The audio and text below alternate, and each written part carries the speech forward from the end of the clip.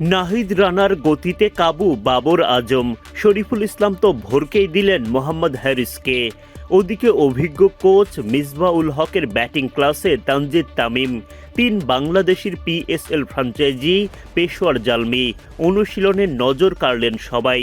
শুরুতেই যাওয়া যাক নাহিদ রানার দিকে।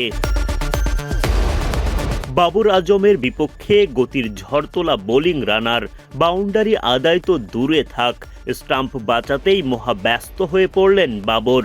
পেশোয়ার জালমির অনুশীলনে দলটার অধিনায়কের কঠিন পরীক্ষায় নিলেন বাংলাদেশের নাহিদ রানা।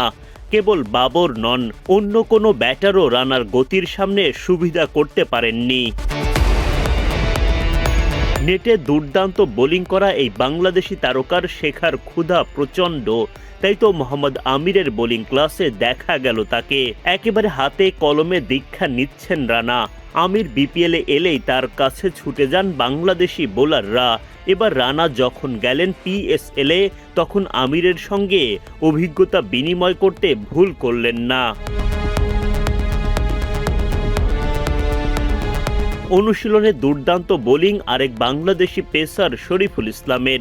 বেশ কয়েকবার মোহাম্মদ হ্যারিসকে বিপাকে ফেলেন তিনি। বল মিস করে অবাক হয়ে তাকিয়ে থাকলেন হ্যারিস। দুর্দান্ত ডেলিভারির পর শরীফুলের মুখে ফোটে হাসি। নেটে যখন শরীফুলের চমক জাগানিয়া বোলিং, পাশেই দাঁড়িয়ে স্বদেশি সতীর্থের বোলিং উপভোগ করলেন নাহিদ রানা। দুই গতি তারকার মাঝে বাংলাদেশি ব্যাটার তানজিদ তামিম ঘরোয়া ও আন্তর্জাতিক ক্রিকেটে নিয়মিত পারফর্ম করে এবারের পিএসএলে সুযোগ পেয়েছেন। অভিজ্ঞ কোচ মিসবাউল হকের ক্লাসে ব্যাটিং অনুশীলন করেন তিনি। লম্বা সময় ধরে করা এই সেশনে নিজের ব্যাটিং স্কিল ঝালিয়ে নেন তামিম। এবার মাঠের খেলায় প্রমাণের পালা। শনিবার মাঠে নামবে শরীফুল, রানা, তামিমদের দল পেশোয়ার জালমি। ওই ম্যাচে তাদের প্রতিপক্ষ আরেক বাংলাদেশি রিশাদ হোসেনের দল রাওয়ালপিন্ডি। জমজমাট এক ম্যাচ দেখার অপেক্ষায় বাংলাদেশের ক্রিকেট প্রেমীরা।